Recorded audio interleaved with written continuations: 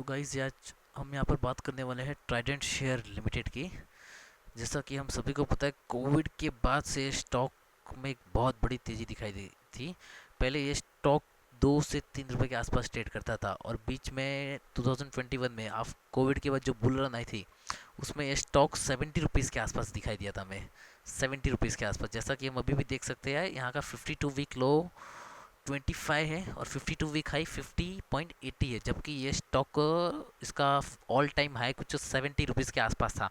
हम देख सकते हैं इस स्टॉक ने लास्ट 1 मंथ में 6% का रिटर्न दिया है, 6 मंथ में -6% का, और एक ईयर में देखेंगे तो 4.5% का माइनस रिटर्न दिया है, और एक साल में देखेंगे तो 29% का माइनस रिटर्न दिया है। जबकि हम इसके 5 ईयर की बात करेंगे तो कंपनी ने 466% का रिटर्न दिया, यानी कि आपके पैसों को इसने पूरे के पूरे 5 गुना कर चुके हैं इस कंपनी ने। और तो और इस कंपनी ने फिलहाल अपनी Q4 की रिजल्ट भी देने वाली है, जिसका रिकॉर्ड डेट को जिन्होंने 18 तारीख बताया है, उस दिन इसका Q4 के रिजल्ट भी आने वाले हैं। साथ ही साथ स्टॉक में आज के ट्रेडिंग सेशन में स्टॉक में 3.62% का अप मूवमेंट दिखाई दिया, यानी कि क्लोज इसकी ये स्टॉक ओपन हुआ था 32 रुपये का और इसने क्लोजिंग दी है 32.90, यानी कि ये हम आपको कल भी अप मूवमेंट में दिख सकता है स्टॉक।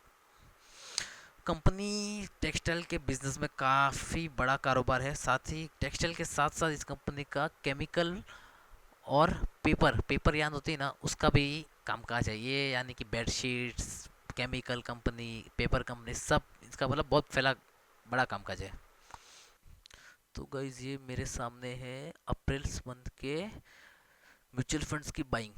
तो यहाँ पे है, जैसे हम देख सकते हैं कि Nippon India ETF Nifty mid cap ने कुछ 787 करोड़ की बाइंग की है, और इसका वॉल्यूम आता है पूरे के पूरे 0.20% का। इन्होंने नंबर ऑफ शेयर की क्वांटिटी देखेंगे तो 5,18,738 शेयर इन्होंने बाई किए हैं वहाँ पर ही। साथ में Nippon India Nifty mid cap ने 640 करोड़ की बाइंग की है। मिराई एसेट्स ने 187 करोड़ की, मोतीलाल ओसवाल ने 701 करोड़ की, ICICI पोटेंशियल निफ्टी ने 120 करोड़ की, नवीन निफ्टी ने 40 करोड़ की, आदित्य बिरला ने 85 करोड़ की बाइंग की है। तो यहाँ की म्यूचुअल फंड्स की बाइंग भी कई दबा के तो हो रही है। साथ ही साथ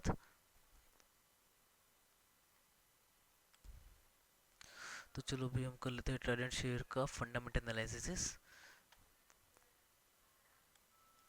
इसका मार्केट कैप है 16,720, यानी कि पहले स्मॉल कैप कंपनी आती थी, लेकिन जब इसका मार्केट कैप 15,000 को क्रॉस कर चुका तब से मिड कैप कंपनी में आती है। कंपनी का PE है 34, ROCE 23 है। 20% के ऊपर ROCE हो तो अच्छी कंपनी होती है गाइज, और ROE 23%। डेप्ट टू इक्विटी 0.31% है। डेप्ट टू इक्विटी हमेशा 0.50 के नीचे होना चाहिए, और यहाँ पर इसका डेप्ट टू इक्विटी है 0.31, यानी कि ये हमारी कंडीशन में अप्लाई करता है। प्रॉफिट प्रीवियस 12 मंथ 559 करोड़, यानी कि इसका पिछले एक साल का प्रॉफिट है सब टैक्स काट कर 559 करोड़। प्लेज परसेंटेज 0 है, मतलब कंपनी का एक भी शेयर प्लेज नहीं है। इसके चार्ट में देखेंगे हम इसका पी रेशियो, तो गाइस ये चार्ट इसकी फेयर वैल्यू के आसपास ही है। ये देखिए यहाँ एक ग्रे कलर की लाइन, ये जो मीडियन है ना, ये शेयर के आसपास ही, मतलब ये प्राइस इसके नीचे हो तो बहुत ही अच्छी बात है, और इसके आसपास हो तब भी ठीक है। अब इसका क्वार्टरली रिजल्ट हम गाइस देखें तो इसका दिसंबर क्वार्टर का रिजल्ट था। दिसंबर क्वार्टर के नेट सेल्स थे 1641। इसको हम लास्ट क्वार्टर सितंबर से कंपेयर करें तो सितंबर का इसका सेल था 1438, और अभी दिसंबर का सेल है 1641। और लास्ट दिसंबर टू दिसंबर से कंपेयर करें तो दिसंबर से थोड़े से इसके आंकड़े गाइस कम है। 1980 से सीधा 1641 पर आ चुका है, इसलिए स्टॉक में थोड़ी सी बीच में हमें करेक्शन देखने मिला था। कंपनी के एक्सपेंसेस 1367 थे लास्ट क्वार्टर में। इसका नेट प्रॉफिट देखेंगे तो 144 करोड़ था दिसंबर, जो कि सितंबर क्वार्टर से काफ़ी ज़्यादा था। जी देखिएगा, 37 करोड़ से सीधा 144 करोड़। लेकिन अब इसी क्वार्टर को हम लास्ट क्वार्टर से कंपेयर करें, ये देखिए 211 से 144, मतलब यहाँ पर थोड़ी सी गिरावट यहाँ के प्रॉफिट में हुई थी। देखिए 211 के बाद सीधा 180 करोड़, फिर सीधा 129 करोड़, फिर सीधा 37, देखिए थ्री डिजिट से सीधा सीधा टू डिजिट में आ गया था आंकड़े। लेकिन फिर दिसंबर में कंपनी ने अच्छा प्रदर्शन देख के अपना देखो आंकड़े फिर से थ्री डिजिट में कर दिए थे। देखो 144 करोड़ यहाँ पर हमें फिर से देखने मिला। फिर हम बात करते हैं प्रॉफिट एंड लॉस स्टेटमेंट की।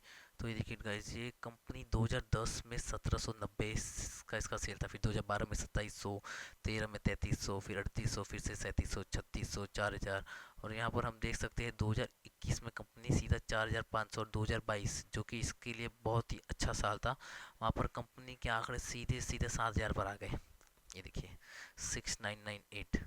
और तब भी हम इसके प्रॉफिट की बात करें तो इसका नेट प्रॉफिट गाइस हमें यहाँ पर दिखा रहा है 304 करोड़। ये टैक्स काट कर है गाइस प्रॉफिट।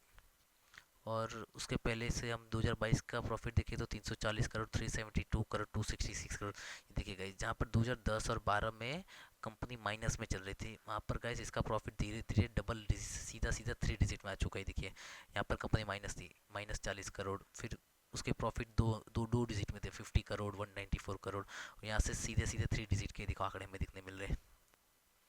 तो guys company actually textile sector में इसका बहुत बड़ा कारोबार है, और टेक्सटाइल के साथ साथ इसने मतलब केमिकल बिजनेस और यार्न बिजनेस में भी इसका कारोबार है।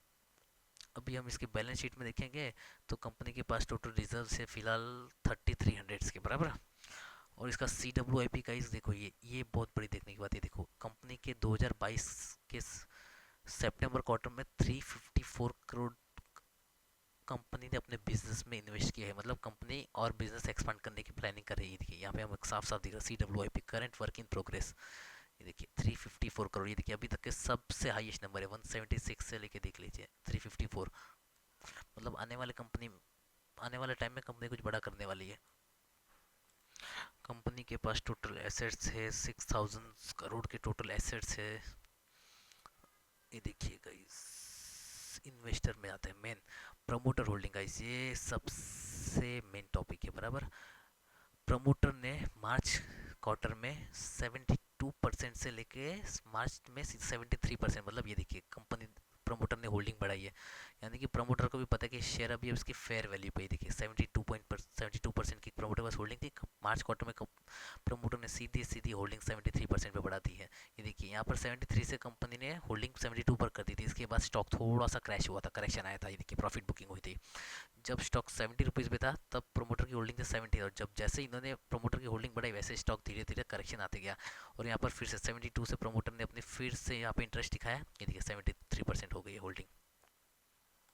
प्रमोटर के साथ साथ गाइस FI यानी कि फॉरेन इन्वेस्टर ने अपनी होल्डिंग बढ़ाई। देखिए 2.36% से लेके यहाँ पर इन्होंने भी 2.43% होल्डिंग बढ़ा दी है। देखिए मतलब FI को भी पता है कि अभी फेयर शेयर इसकी फेयर वैल्यू पे और आने वाले समय में ये शेयर अच्छे रिटर्न दे सकता है, इसलिए कंपनी ने FI वालों ने कंपनी में और इंटरेस्ट दिखाना चालू कर दिया। देखिए यहाँ पर 2020 में शेयर FI वालों ने खाली 1% की होल्डिंग थी, वहाँ से देखिए इन्होंने बड़ा बड़ा के 2% तक आ चुके होल्डिंग।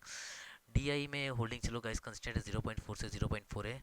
गवर्नमेंट के पास 0% होल्डिंग है, पब्लिक के पास भी होल्डिंग बढ़ गई, देखो 22% से 1%। और अदर्स में हम देखेंगे तो अदर्स के पास है 1.25% की होल्डिंग गाइस। तो शेयर आने वाले समय में कुछ बड़ा कर सकता है, इसलिए FI और प्रमोटर कंटिन्यू अपनी होल्डिंग बढ़ा रहे हैं। और जैसा कि हम देख सकते हैं कि यहाँ का 52 वीक हाई है 50%, और 52 वीक लो है 25 रुपीज़। और अभी स्टॉक ट्रेड कर रहा है 32% पे, यानी कि आने वाले समय में हमें शेयर के प्राइस में अच्छी खासी बढ़त देखने मिल सकती है।